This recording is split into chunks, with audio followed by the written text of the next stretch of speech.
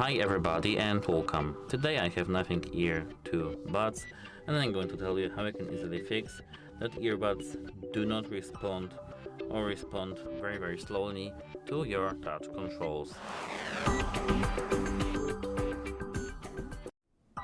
So, at first you have to take off the earbuds and place them in the charging case.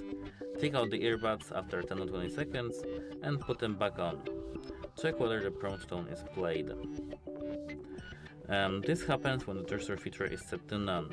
You can see different gestures for the left and right earbuds.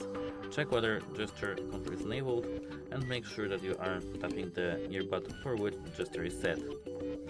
Ensure that you tap on the touch control area of the earbuds with your fingertip. The touch control areas of different earbuds are as follows.